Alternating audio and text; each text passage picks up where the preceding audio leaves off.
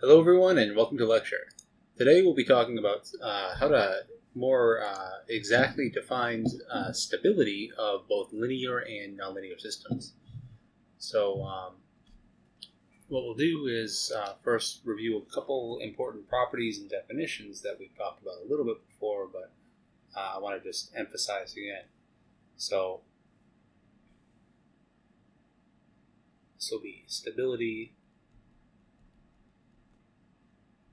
of a nonlinear system of autonomous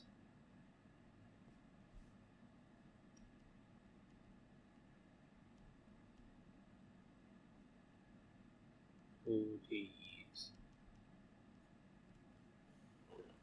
So recall that first order system is a system of form where xi1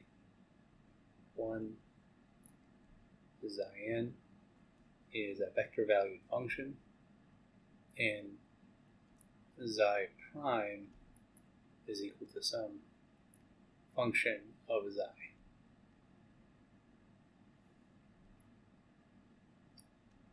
Where we have some initial condition in general, xi at t naught is equal to xi naught. So in this section, we'll analyze the stability of such a system.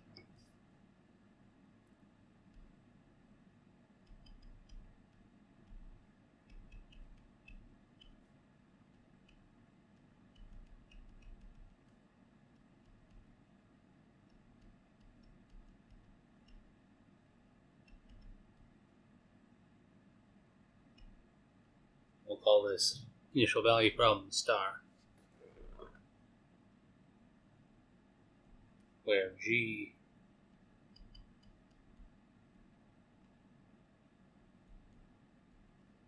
is continuous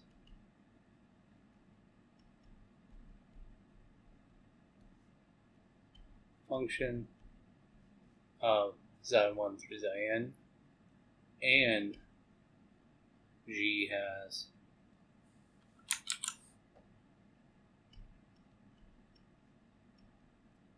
continuous first order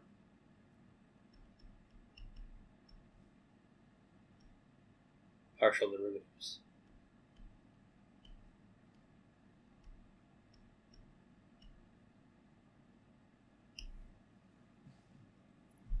And in general, because the solution is going to depend on the initial condition, we'll use the notation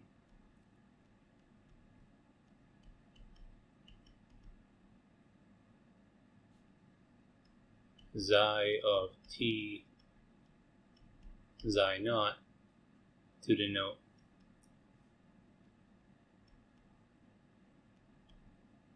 the unique solution to star.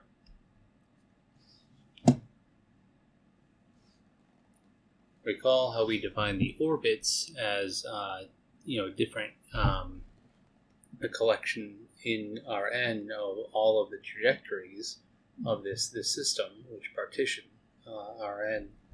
And a very important property for us when we're discussing stability is a property of orbits called the Semigroup Property.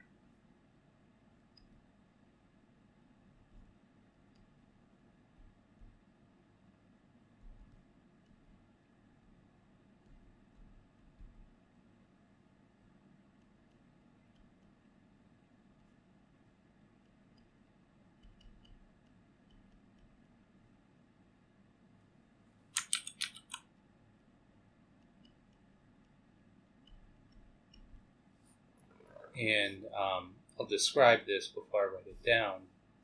The idea is that for any orbit of our differential equation, say this is xi naught, the initial condition of the orbit along one of the orbit.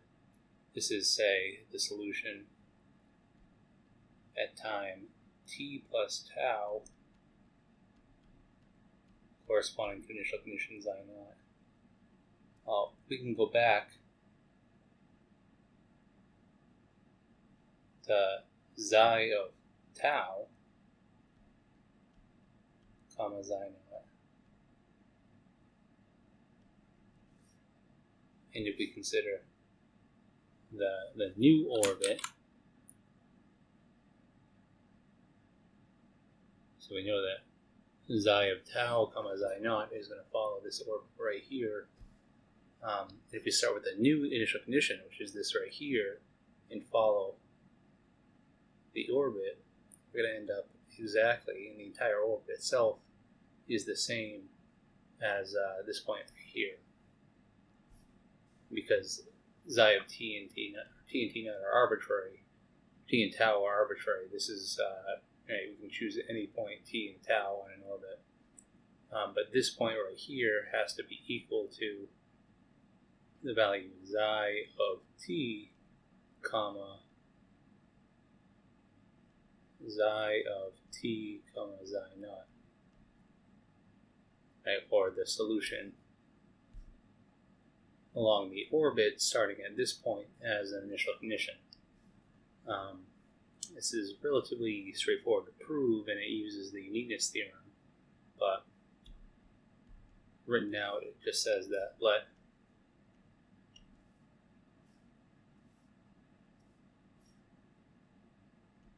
xi naught be an initial condition in Rn, and let alpha to omega in Rn be the maximal interval of existence. Then xi of t plus tau, starting at initial condition xi naught, has to be equal to xi of t, starting at the initial condition xi of tau xi naught.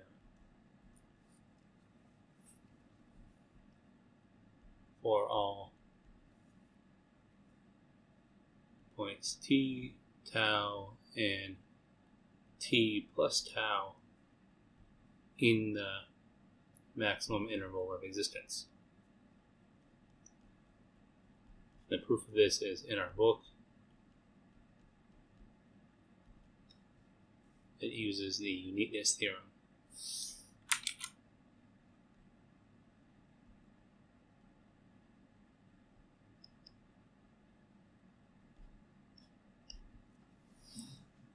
The idea is that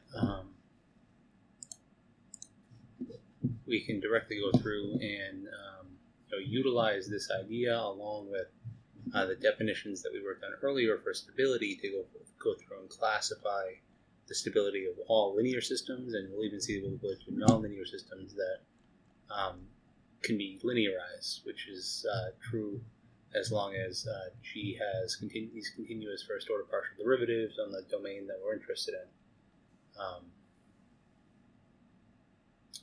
So recall the definition of stability. And I introduced this concept earlier using norms, right? And I'll just rewrite these definitions right now.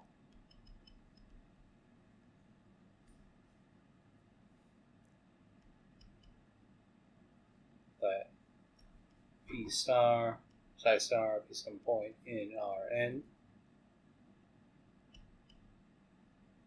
We define the open ball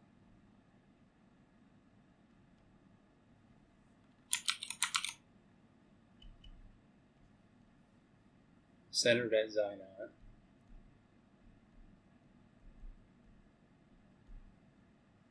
with radius of epsilon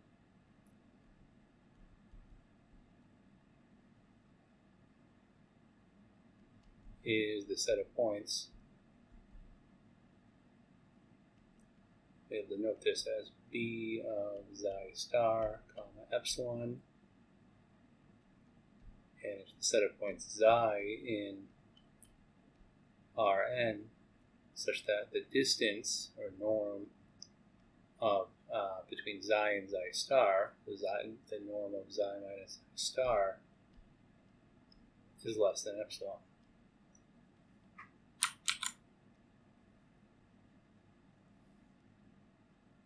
So xi star is a point right here in n-dimensional space. We can draw a ball of radius epsilon around xi star,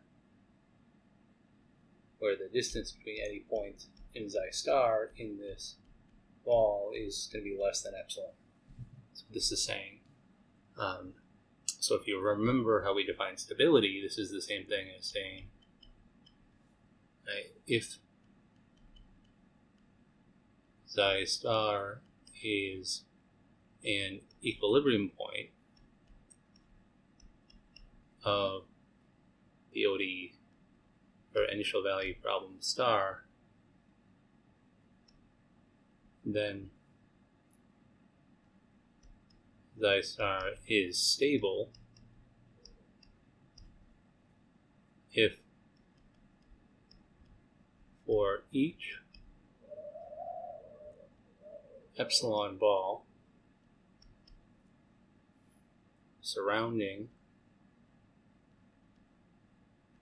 xi star, there is a delta ball surrounding xi star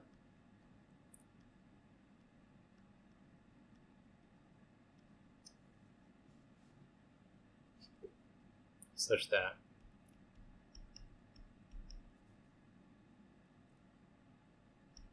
if an initial condition is inside the delta ball, then the solution to star with initial condition xi naught stays inside the epsilon ball, or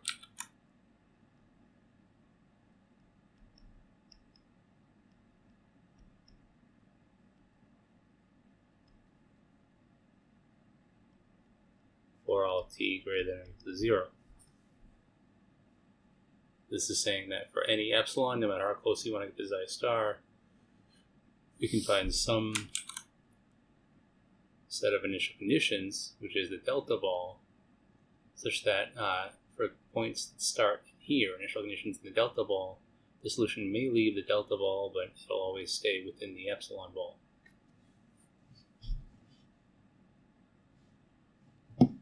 If in addition to 2, there is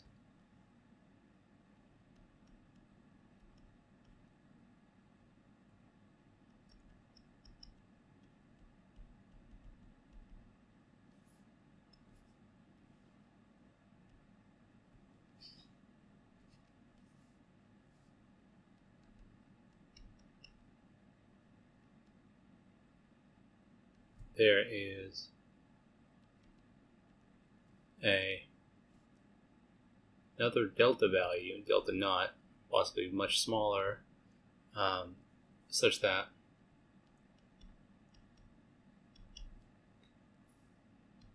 for every initial condition in the delta naught ball,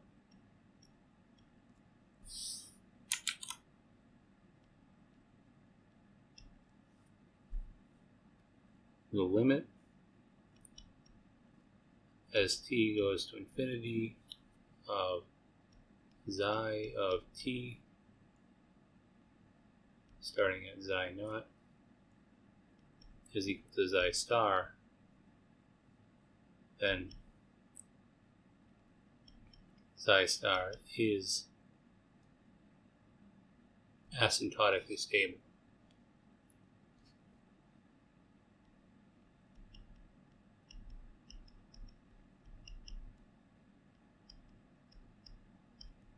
This is what we call it. So this 2 is stability, gives us the definition of stability, and 3 gives us the definition of asymptotically stable for a system of n nonlinear ODEs. And then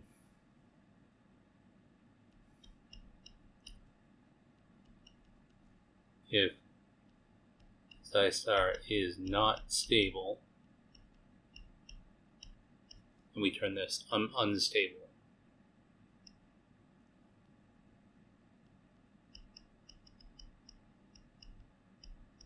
And like I said before, when I introduced the concept of stability, we have other concepts of stability we can introduce, such as semi-stable and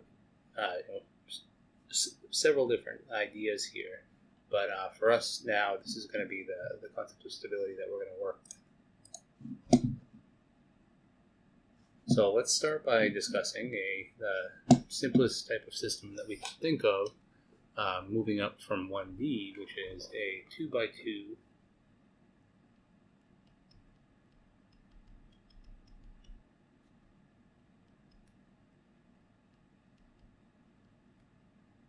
constant coefficient.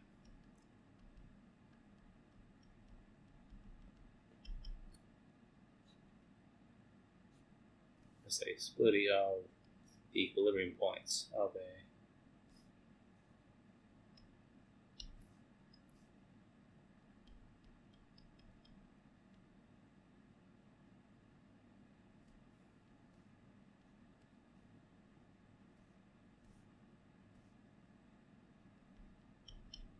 So we're going to deal with systems of the form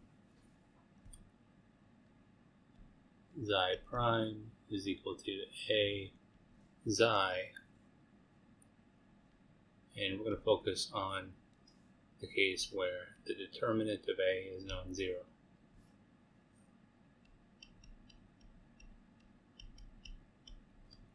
A 2x2 linear system is going to be of the form x prime, y prime,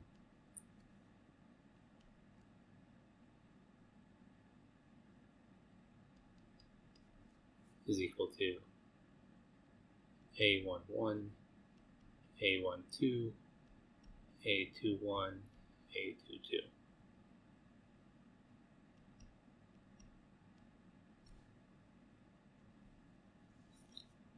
And we have a number of different things that we want to think about here, but we remember from linear algebra some of the very nice properties that we have. Well, first off, we know that the characteristic polynomial of this is generally very important for determining solutions because we need to find the eigenvalues of this matrix. So we need to look at the determinant of a minus lambda I, which is A11 minus lambda, A22 minus lambda, minus A12, A21, which ultimately results in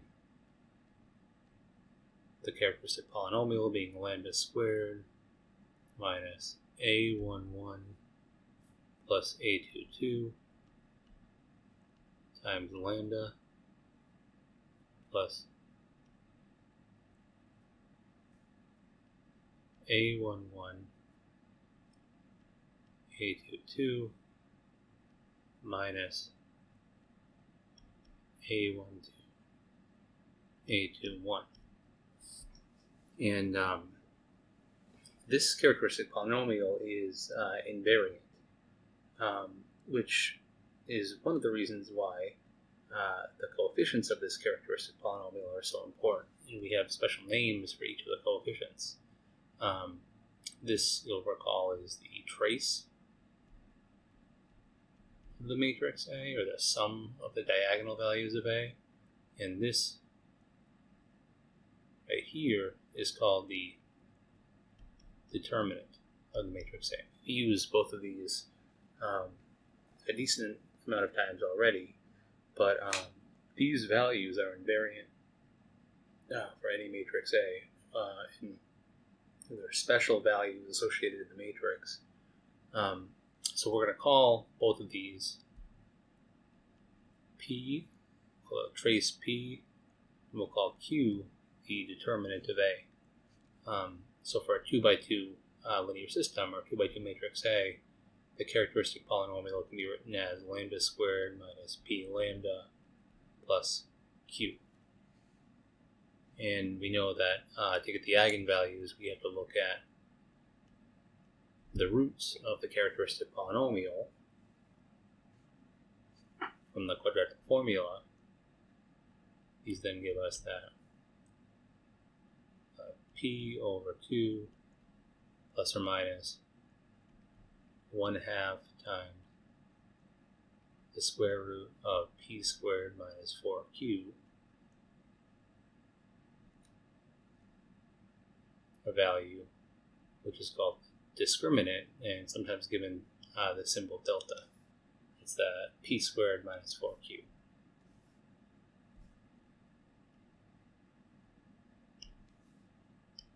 Important thing to point out, and this is,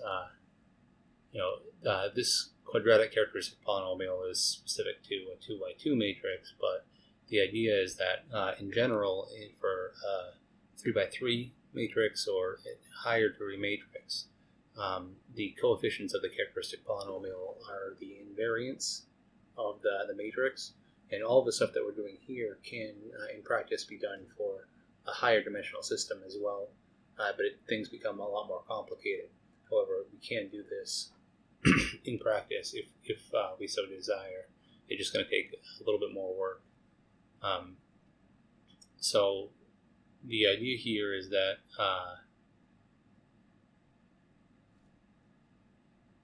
you can always write, and this is also something that is true in general for matrices, write the trace of a matrix as the sum of its eigenvalues, and the determinant of matrix can always be written as the product of its eigenvalues.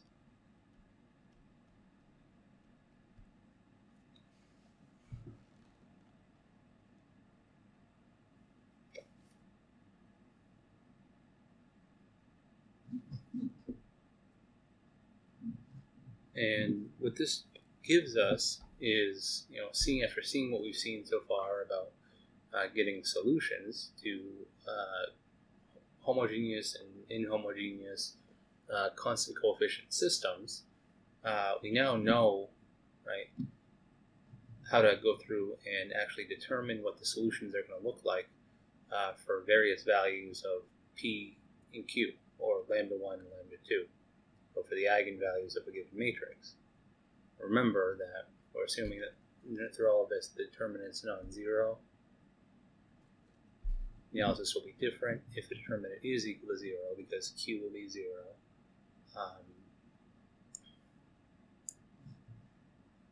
However, the first thing that we want to note is that when the determinant is non-zero,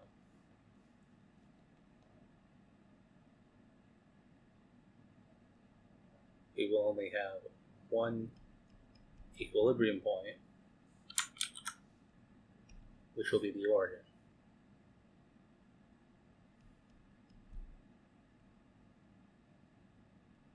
And the reason for that is because when you go to solve the equilibrium point, you end up solving a matrix system of the form A times xi equals 0, which, if the determinant is non-zero, has one and only one solution, which is the solution 0, 0. This also holds for any n by n system as well. If the determinant is equal to 0, then there will be infinitely many solutions to this homogeneous equation, the homogeneous system. So this is why we have to be a little bit more careful when the determinant's non-zero. However, so let's go through and try and classify these critical points, or try and classify this equilibrium point under various circumstances.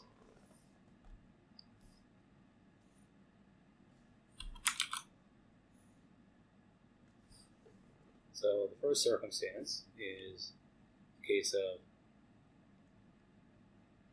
p squared minus 4q is less than 0. If the discriminant delta is less than 0, and we actually have 3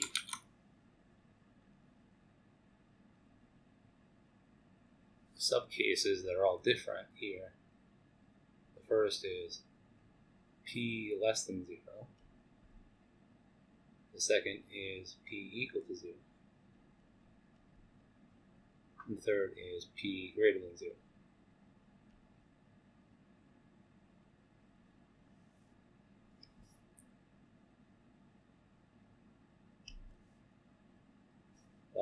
When p squared minus 4q is less than 0, we have distinct,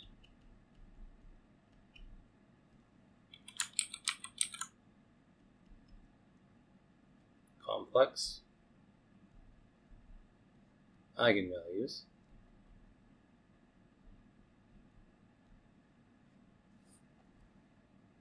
lambda 1 is equal to alpha minus beta I.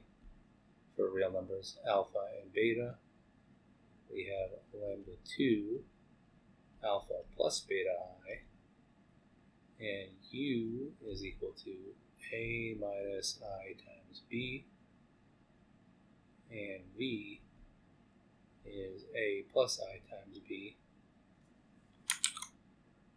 as the eigenvectors corresponding to those distinct eigenvalues. And in each one of these cases, we also have that the solution, xi of t, is of the form e to the alpha t times c1 a cosine of beta t plus b sine of beta t plus e to the alpha t times c2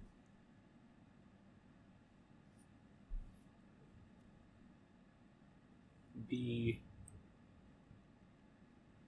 times cosine of beta t plus a times sine of beta t. And we showed this a few lectures ago.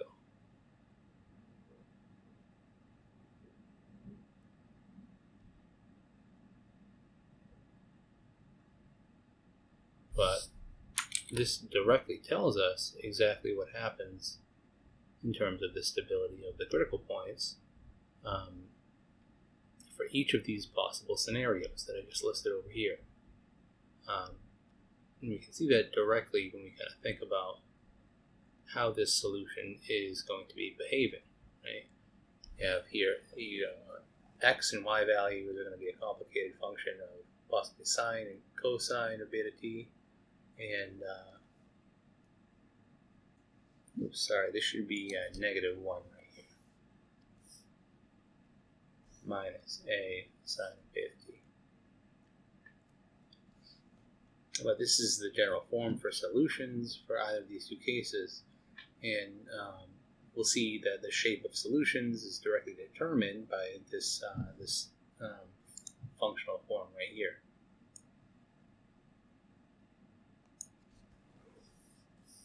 We know that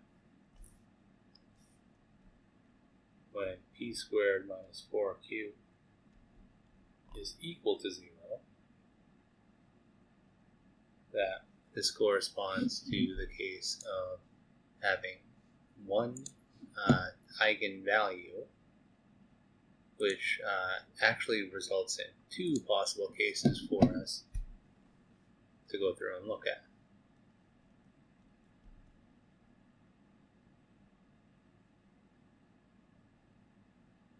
We can have P be less than 0 or P be greater than 0. You could also consider P equals 0, but that would give you the determinant equals 0, which we're not looking at right now. So because of the fact that this equals 0, P squared minus 4Q is equal to 0, in this possible case, the discriminant will be 0, so the eigenvalue lambda is going to be equal to just P over 2 itself, where P is a real value.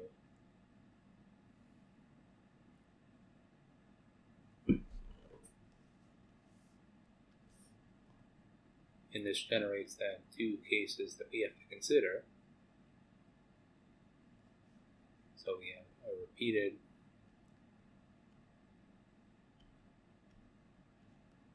eigenvalue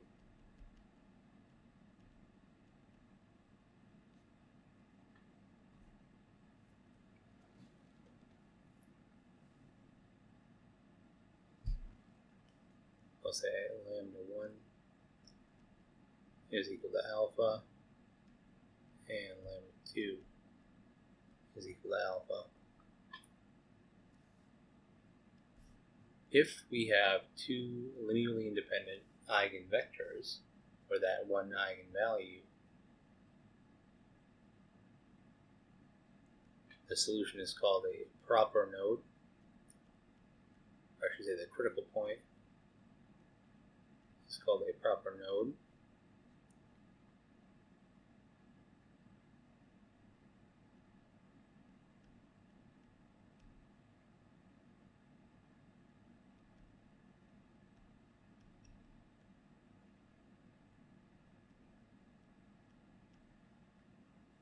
Because the solution is of the form xi of t is equal to e to the alpha t times c1 times u plus c2 times v, where u and v are the two linearly independent eigenvectors. In the event that we only have one eigenvector, the solution is called an improper node.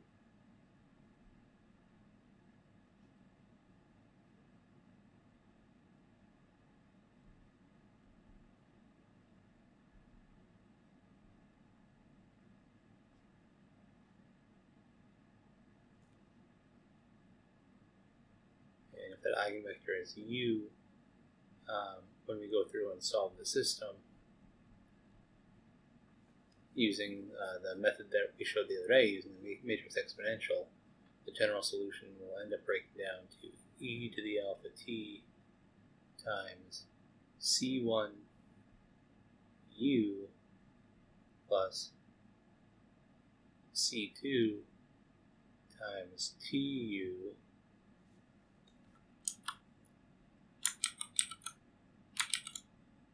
plus xi plus eta, vector eta, where eta is called a generalized eigenvector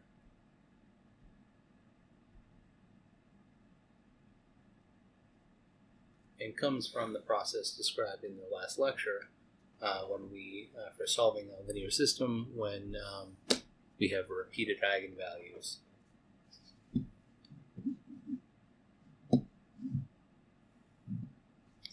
So this is the second case. And the last big case is going to be if we have distinct real eigenvalues. This is when p squared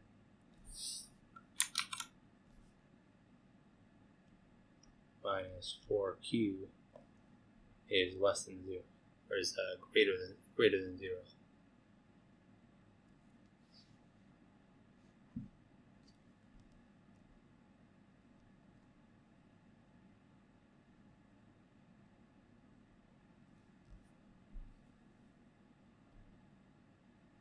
So we'll call this 1, 2, 3. We'll say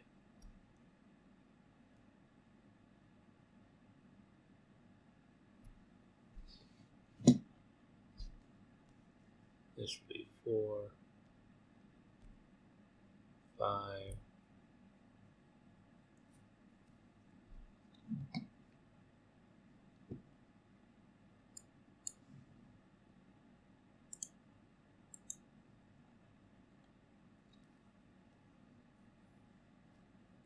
and then we have 3 situations here.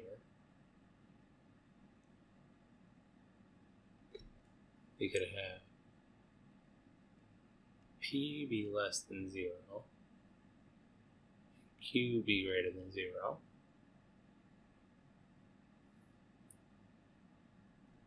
We could have here P be greater than 0 and Q be less than 0. And we could have Q just be less than 0. So these are the main distinctions we have to make here.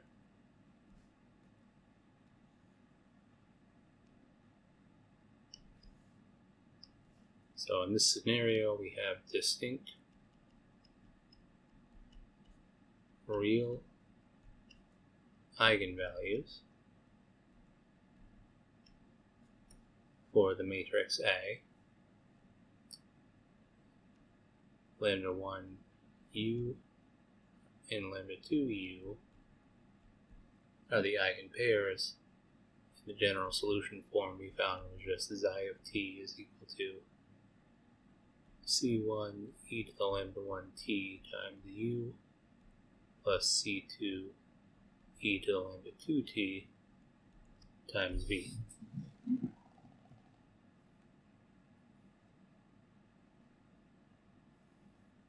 And the reason that we are including q here is because if this is greater than 0, this means that q is less than p squared over 4, which means that the two main potential values for q that we have is q could be less than 0 and q could be greater than 0 in this region. Same thing right here. P squared minus 4q is equal to 0. This just means that q is equal to p squared over 4. So q has to be positive for any of these points. And same thing here, when p squared minus 4q is less than 0, then q has to be greater than p squared over 4, which means that q is necessarily positive.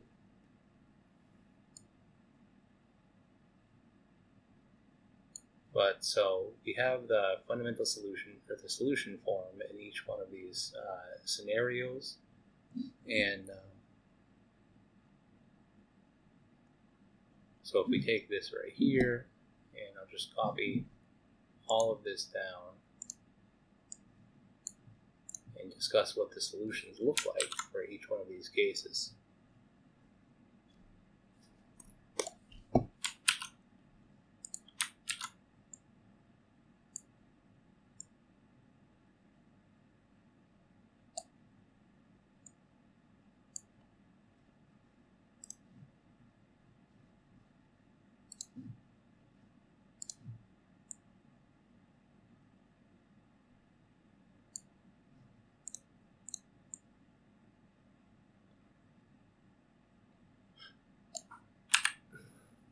P is less than 0, and p squared minus 4q is also less than 0.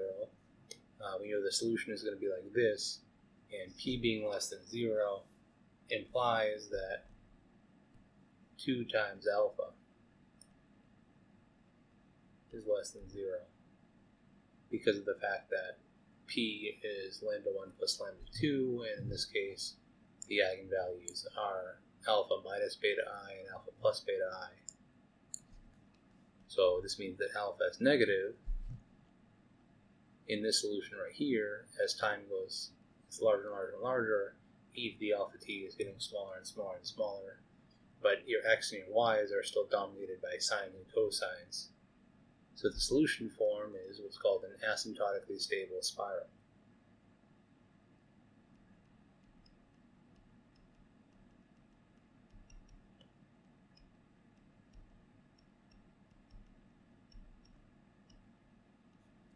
Which will look kind of like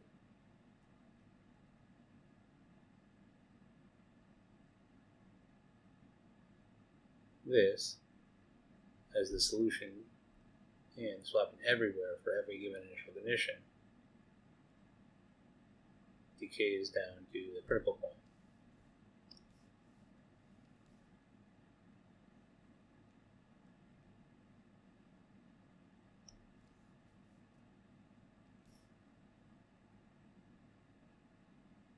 When P is equal to 0, we have what's called a stable center.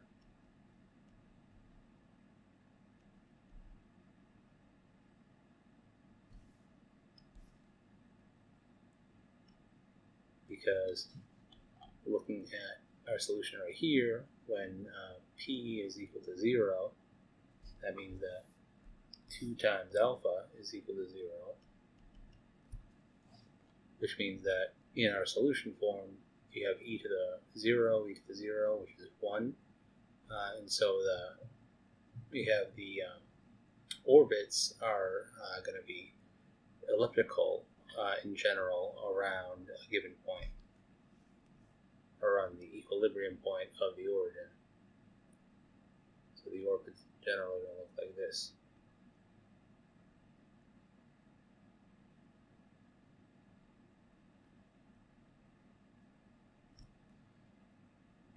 And the third possibility that we have here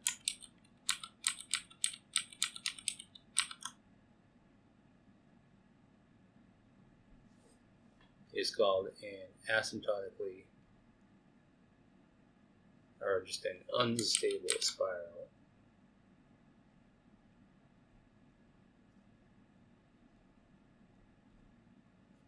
Because of the fact that alpha will be positive, so any solution will be growing without bound and spiraling away due to the fact that the eigenvalue alpha is positive, so these are exponentially increasing. So the direction of these orbits are going into the origin here and out of the origin for this spiral. Because this is when 2 alpha is positive. And that exhausts all possible solution types for this this region.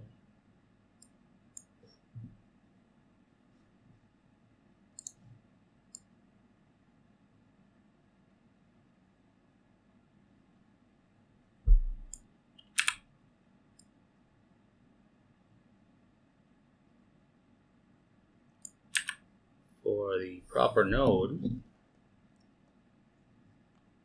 we'll have that the solutions for a proper node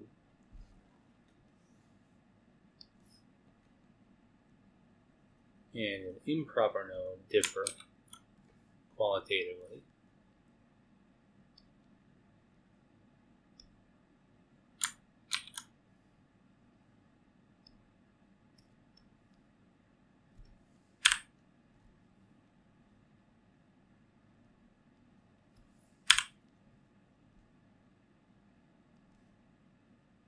Proper node, or a star-shaped node, as it's sometimes called,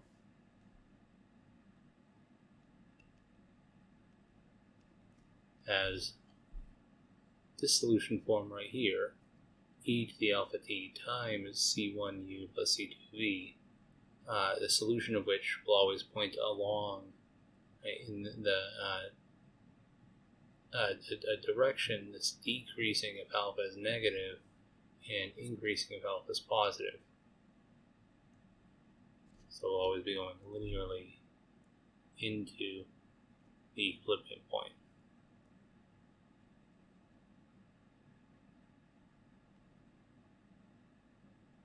If alpha is negative,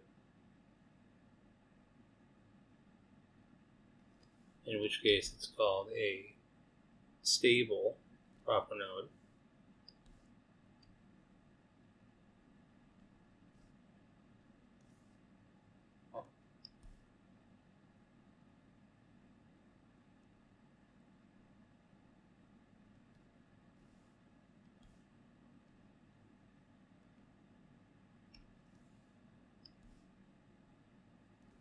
This is when this eigenvalue is less than 0, or P is less than 0.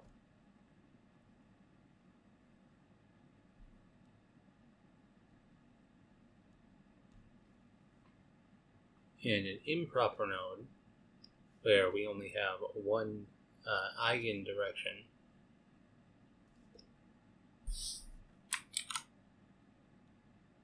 is going to look a little bit different, and the eigendirection is actually called the stable manifold when P is less than 0.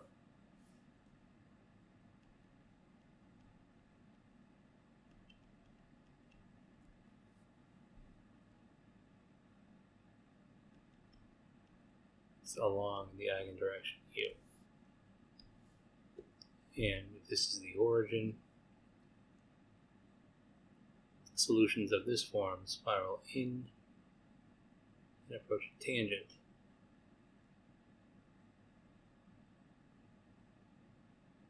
along this stable manifold.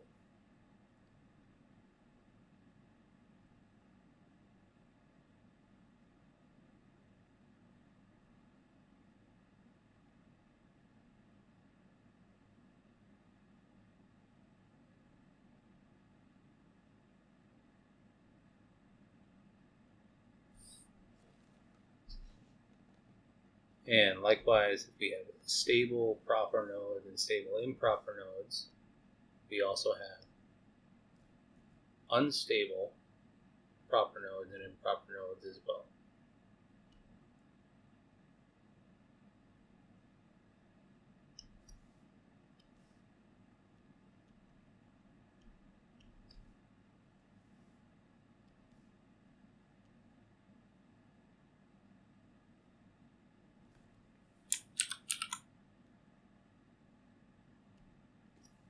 These are pictures that look essentially the same.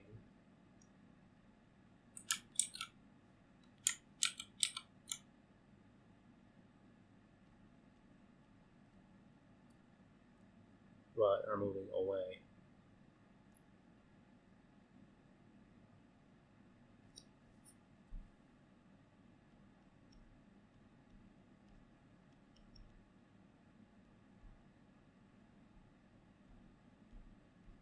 From the equilibrium point. For an unstable improper node, we also have an unstable manifold, it's called, because on this manifold the eigen directions of any solution will come in and stay along this direction right here. Same thing for an unstable improper node. The solutions will be spiraling away in general from this critical point, tangent to the unstable manifold. In each of these cases, right, you can very clearly see by plotting out some representative trajectories that this is what you'll end up getting. It's very, very clearly done out in our book as well as in many other books. So the last case here that we have to consider is the case of distinct real eigenvalues.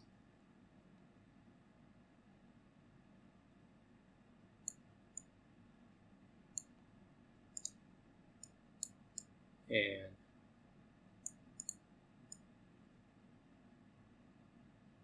in the first case, when P is negative and Q is positive, the general solution form gives us,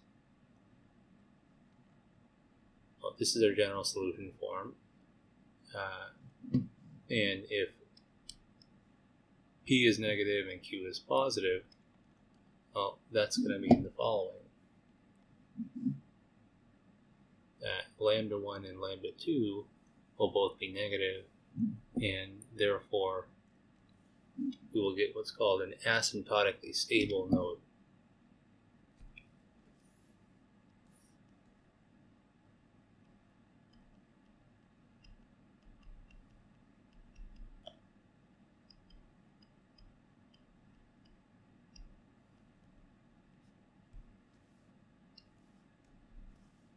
And this type of node is characterized by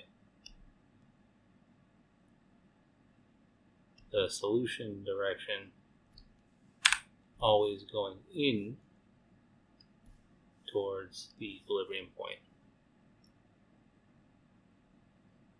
And in general, we have two distinct eigenvalues, so we'll have two distinct eigendirections here.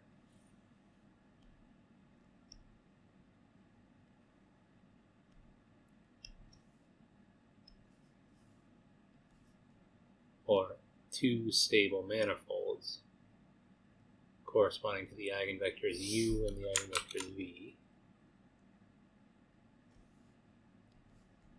where the solutions will come in straight lines along these eigendirections.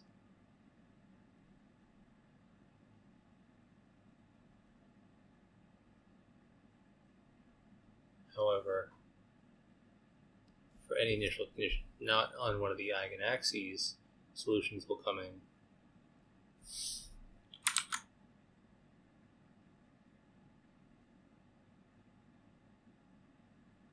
on exponential curves of varying change.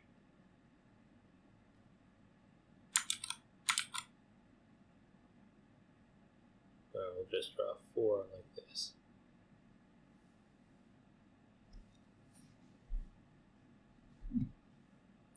If P is greater than 0 and Q is still less than 0, then we have this exact same picture. However, the only thing changing is that the solution direction will be moving away from the node. We call this an unstable node.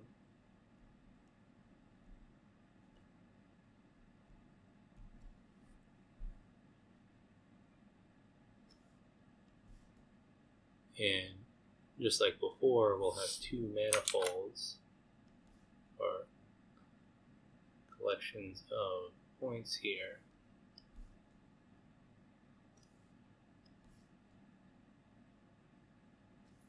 corresponding to the eigendirections, where the solution will be moving in a straight line, but it'll be moving away from the equilibrium point.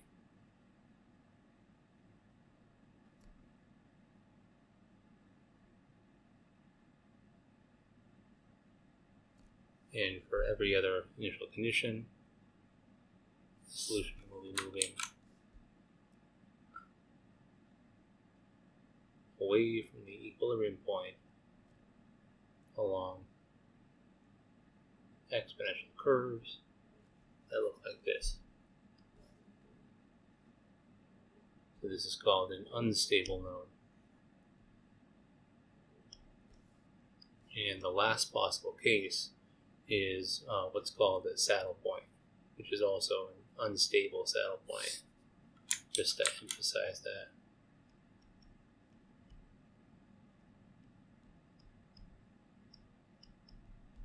And this is the case of having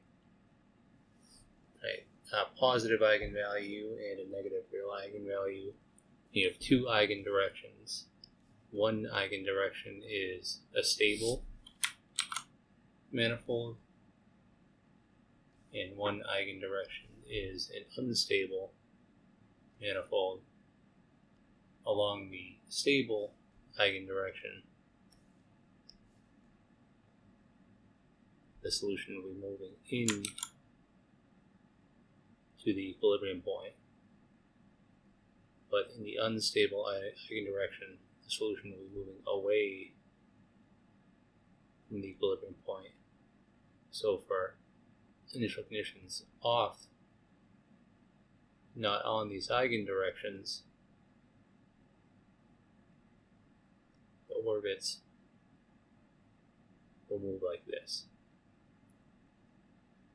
Hence the name saddle point. Okay, and this summarizes all of the possibilities that we have for a 2x2 linear system. I should say linear constant coefficient system. Because certainly if coefficient matrix is variable, then we have things that will be changing. We have to think a little bit harder on how we would classify critical points. But what's amazing about this is that we can classify all of these types of solutions as all of the solutions. And not only that, we can actually very nicely visually represent what each one of these solutions means in two-dimensional PQ space. So if we draw a p-axis and a q-axis, and we draw out the relationship p squared minus 4q equals 0 on the p-axis and the q-axis, what we end up seeing is the following picture. Let me just copy this right now. So I just plotted this out in Desmos so you can get an idea of what this looks like here.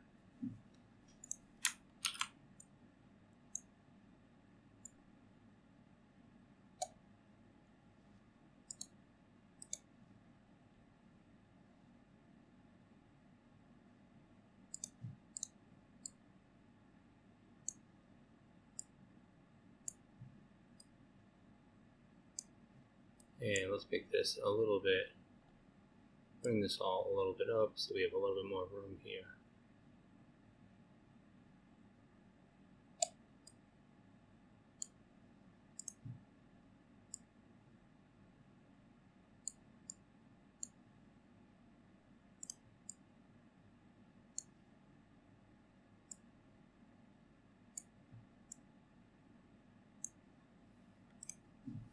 So this curve right here is the curve p squared minus 4q is equal to 0, where this is the p-axis and this is the q-axis. And we have very clearly the unstable spiral away from the origin is this region. This region is asymptotically stable spiral to the origin. On the curve, we have asymptotically stable nodes, unstable nodes. When p is negative, but we have that it's below, so 4q is below p squared. We have an asymptotically stable node, and when q is negative, we have an unstable saddle point. And then when p is 0, we have a stable center, and q is positive. But this is quite incredible. And the idea now is that I'm not going to go and do this for every n by n system. What we are just going to take a look at what happens for the stability of linear constant coefficient homogeneous systems in general, for an n by n linear constant coefficient homogeneous system. Just take a look at what the given matrix solution implies. So we can go through and do this very nicely.